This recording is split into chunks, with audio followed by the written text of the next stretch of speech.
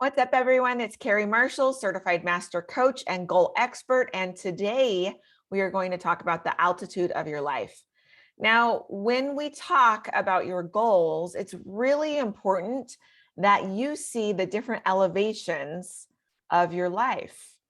There are different ways of perspective and looking at things that sometimes we forget to do. And so today we're going to talk specifically about 3 different altitudes of your life. When I mean altitude, I mean that we need to get a different perspective on what we're looking at. So today we're going to talk about the 40,000 foot view. We're going to talk about the 10,000 foot view, and we're going to talk about the 5-foot view. So let's talk a little bit about why perspective matters. As you're going after a goal, too often we get stuck in different altitudes. We get stuck at the 40,000 foot or the 10,000 foot or the 5-foot view. So let me kind of introduce what those altitudes mean and why it's important that we can actually kind of fluidly go through all 3. So let's start with the 40,000 foot view. I like to say that your 40,000 foot view is your vision. So when we can be able to be above the clouds, we start to see a vision and a whole perspective of maybe our entire life. And this is really important to look at. This is where legacy comes in. You know, what do you want to be? Who do you want to be known as? What do you want to be known for? If you're not here, what do people say about you? That's your legacy. I have a really good friend and client. His name is Rob Sperry. You should go look him up. He's an amazing guy. He has a legacy quote that helps all of his life decisions. It is die with memories, not dreams. And so anytime that Rob has to go and make a decision, he looks at this vision, this 40,000 foot view motto that he has, and it helps him to make decisions from that space. And so at the 40,000 foot view, I want you to think that that's your legacy. Now, what about the 10,000 foot view? The 10,000 foot view is going to be your dreams. This is where you start to see possibilities. This is where you can work on your belief about yourself and what you can accomplish. This is a really important part because often when we get in the weeds of doing our goals, we forget about what's possible and we start to have those negative self-talk. And we're going to talk about the issues that come up with each of these altitudes of our life. But you need to know that the dreams are all about possibility. The next one is the 5-foot view. Now, this is what I like to call the action plan. The 5-foot view is where we're actually taking action on the goal. It's where most of the movement happens. It's where we are getting into massive action. I'm going to talk about what massive action means, but this is where we are going to adjust and adapt quickly. We're going to make a lot of failures. We're going to take a lot of action and then go back and really look at that. So we need all 3 of these altitudes when we're going after goals. All 3 of them are important because if you get stuck in any of the 3 of these, it's going to create a lot of issues for you. So let's talk now about that 5-foot view, the action plan. So like I said, this is where massive action happens. So what is massive action? Now, we talked last time on the podcast about being able to take action in a direction. That is the key to massive action, is we don't want to just do things. I see people get stuck. As a coach, I work with people, big audacious goals. And the one thing that people get stuck is they're taking action in the wrong direction. So massive action does not mean just doing all the things. It actually means doing things purposefully. So look and see what you are purposely doing in order to reach the goal, not just making all of the things. So here are some issues with that 5-foot view is people start to get too busy. Too busy is not a thing, by the way. Those are absolutely optional, intentional choices that you're making. And so make sure that you are not saying that you are too busy. You should be intentionally taking action in your life to where it makes sense. And so once again, massive action has intention. If you are too busy, that is usually unintentional busyness to get away from your life, honestly. People get lost in doing things and they forget to check in. So if you are in massive action, you need to even look at the massive action with intention. And you need to be able to say to yourself, have a space where you stop and you evaluate where you're at. So stop the massive action and say, what is this getting me? One of my clients was getting business from referrals, but he was spending a lot of time on social media.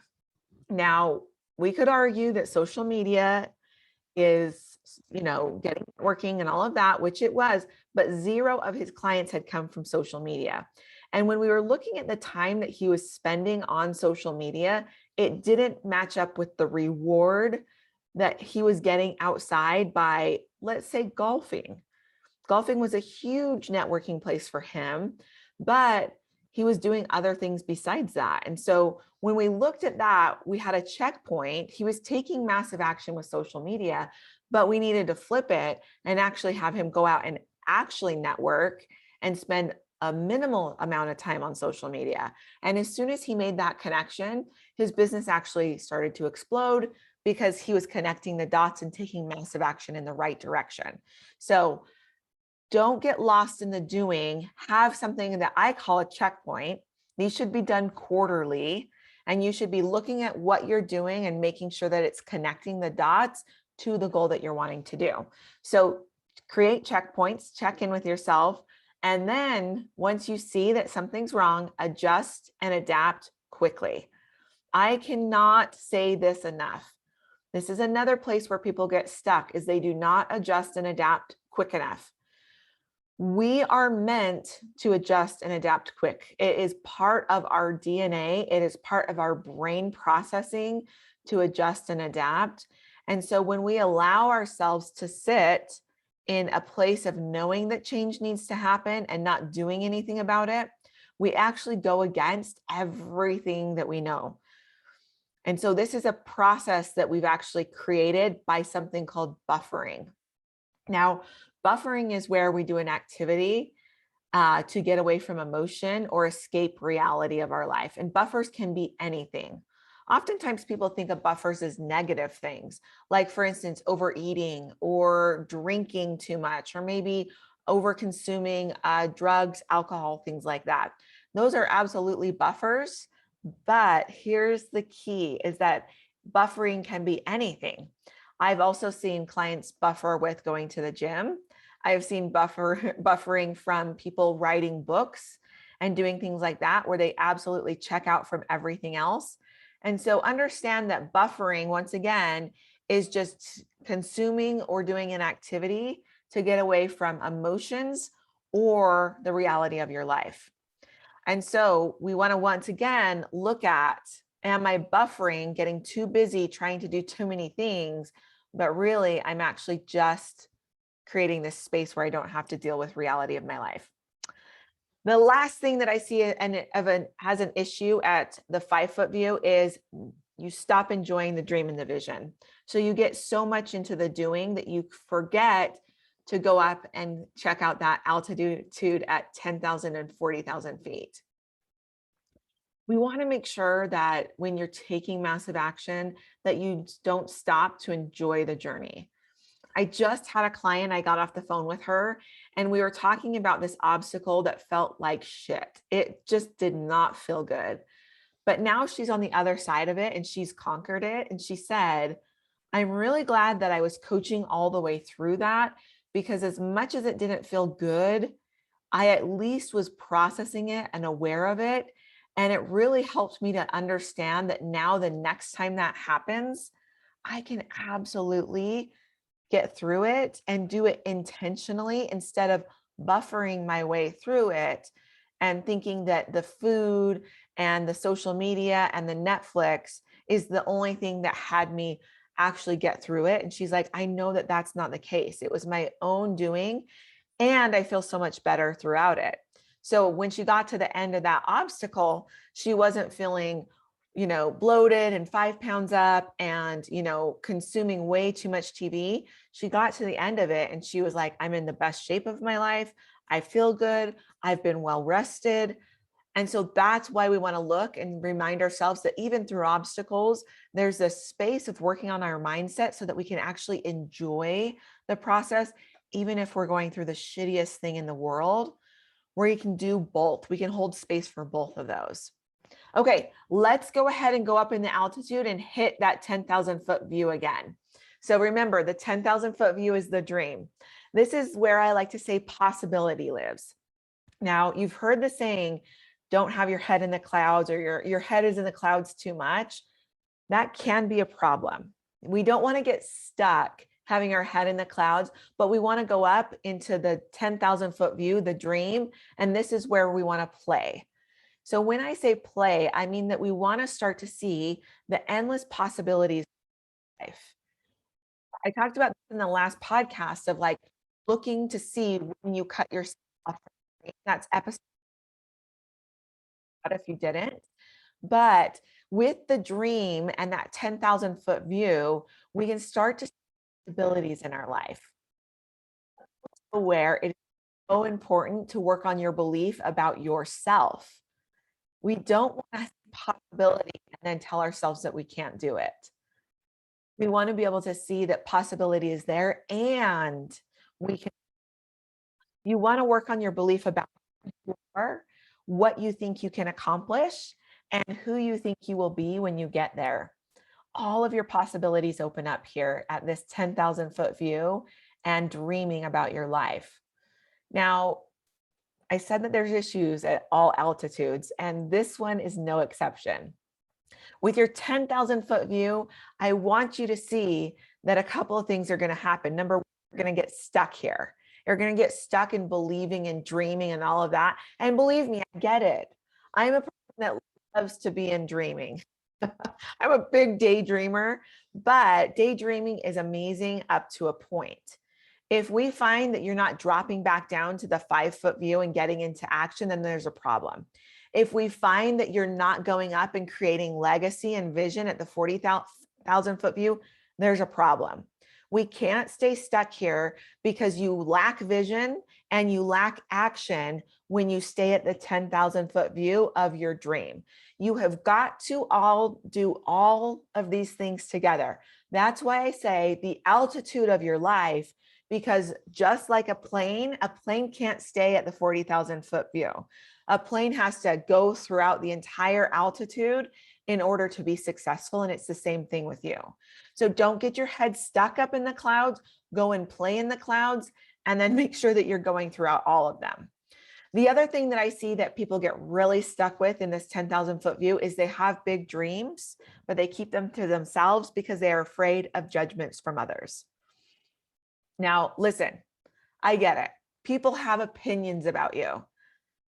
But the problem is that you care more about opinions of others than you do about yourself. We have got to stop doing that. You have got to believe in yourself and have opinions about yourself that matter more. Now, I come from snowboarding. I'm a snowboard instructor at heart. I was a snowboard instructor for 10 years. I ran a snowboard school at a local resort here. It was one of the best jobs I ever had. It was a lot of fun. But listen, if I'm snowboarding and I see someone that's new to snowboarding, love the new people, that's what my job. But if that person starts to give me opinions about my snowboarding, I'm not listening. I'm not listening because I know best. Now, I might listen if they say something like, hey, your leash, right? There's like a leash that you wear around your leg so that if for some reason your binding breaks or something like that, that it's like an emergency stop for you. If somebody tells me like, hey, your leash is dragging, I'm going to listen to that. But if they're trying to tell me how to do a type of turn, I'm not going to listen. But this is where we get so stuck is we come up with a dream, we come up with a plan, we might even start to execute it, and then we allow everyone else that is not an expert to have opinions and we listen to those opinions. So I want you to think about the last time that you went after a dream. One of my clients really, really wanted to do a backflip. He's like an adult male and he's like, all I want to do is do a standing backflip. Well, his friends tried to tell him how to do it.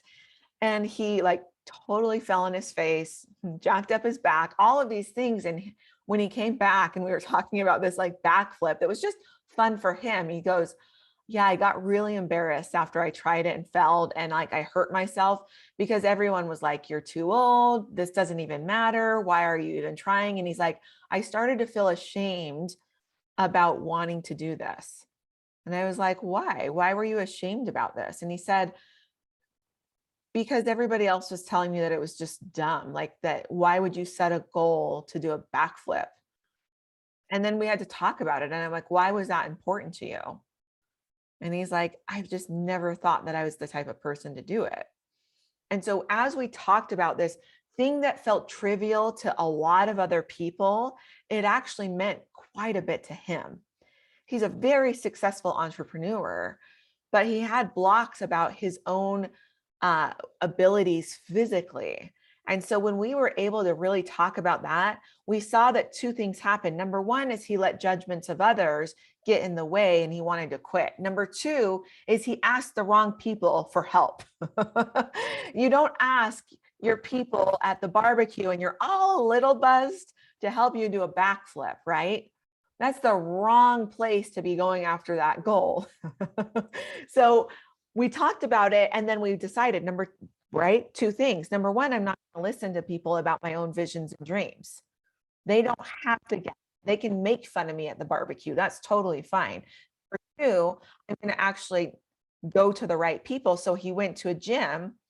He got 3 private lessons with a standing backflip. And by the third one, he could do it confidently. And it was interesting to see how he broke physically what he could do. And then he started to do all of these different things that he had always wanted to do, but he was a little bit too afraid that he was not the right body shape, would be kind of shunned or looked down on because he was older, but he was able to smash through all of that. So once again, talking about the dreams and that 10,000 foot view, you have got to be able to stop listening about the judgments of others. Find the right people, find the experts, find the people that you do want to listen to. So once again, going back to that snowboarding example, I have mentors with my snowboarding. I had bosses and people that I looked up to that were really good snowboarders. If they told me that my turn was wrong, and they did, shout out to Greg and Rob and Neil and Jeremy for always being able to tell me and give me feedback, but they were there to tell me and give me feedback on my own snowboarding. And I would 110% listen to them. And it was uncomfortable sometimes. I hated it. I hated that I was doing it wrong and I had to work through that.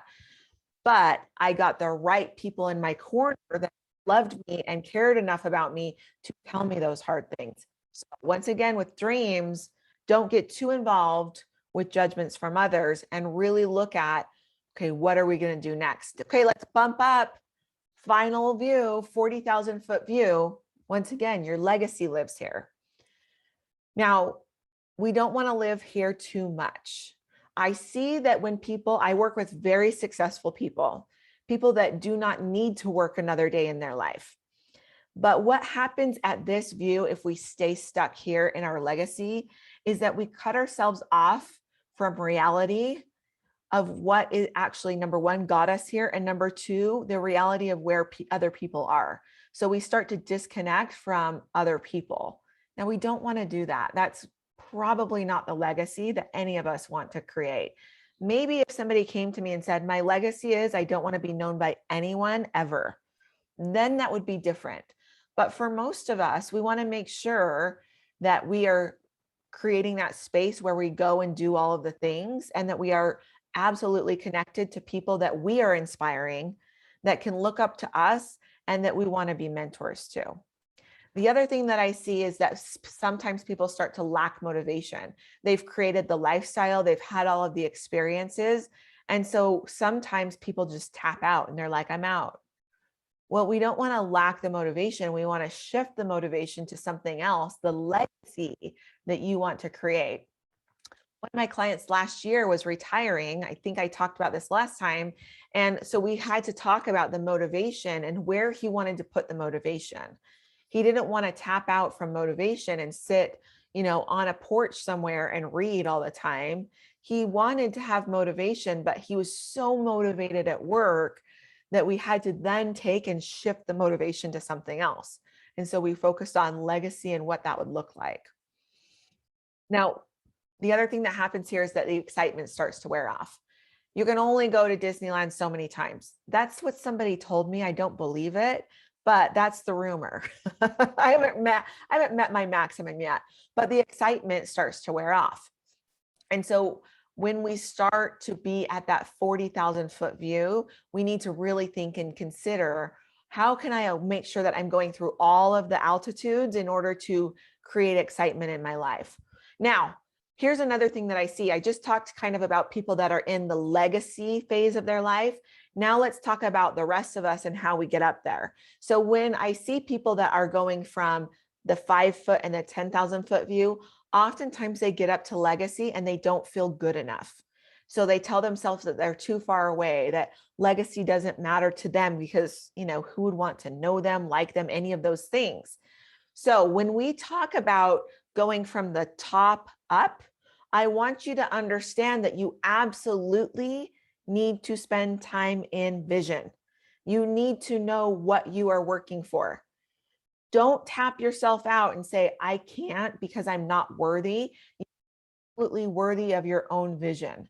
You need to spend time here so that when things get tough, when we're in the 5 foot view and we're in the drudgery of doing the action, you can remember why you're doing it.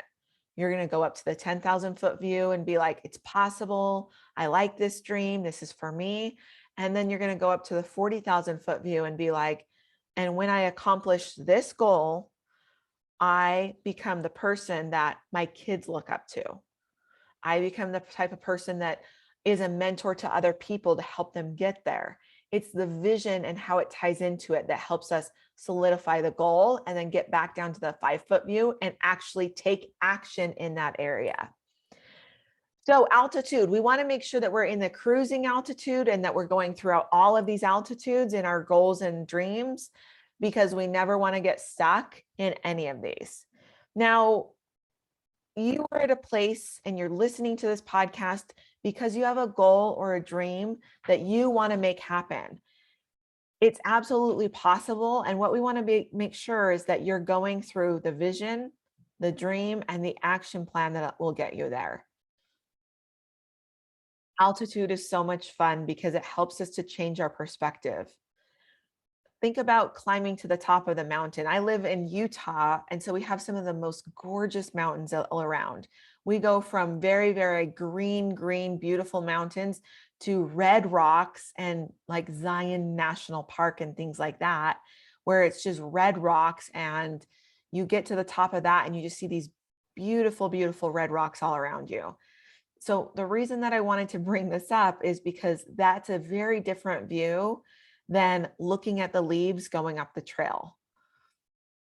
That is the 5 foot view. And then when we get to the top, we get to see that 40,000 foot view. There's a mountain right in front of my house called Mount Timpanogos, and it is a really popular mountain to climb in the summer. And so you can go out and you can look on the whole Utah Valley. It's beautiful. But what we don't see is most people don't get to see the view from the winter. My brother and I actually climbed Mount Timpanogos when we were kids in the winter time, and it was a completely different perspective. So when we talk about vision and we talk about all of these altitudes, I want to also mention that you want to look at these in different seasons of your life. Your goal and your vision and all of this is going to look very, very different when you're excited and we want to spend time in the altitude of it all versus when we're in the winter season of our life and maybe it's feeling really hard. We also want to go up and look at the vision from the 40,000 foot view. It makes things come into light. It helps those obstacles feel like we can do it. And like, even though the day to day feels so terrible, when we can go back up to the 40,000 foot view, it helps us to be able to process through that. I hope that this has been helpful. I'd love to connect with all of you. Come and find me over at Instagram at Drive Your Thoughts Coaching. You can also find me on Apple Podcasts, YouTube, anywhere that you want to consume this. We would love to have you. Next time, what we're going to do is we are going to talk specifically about wanting what you want. One of my favorite topics. We'll see you all next time. Bye.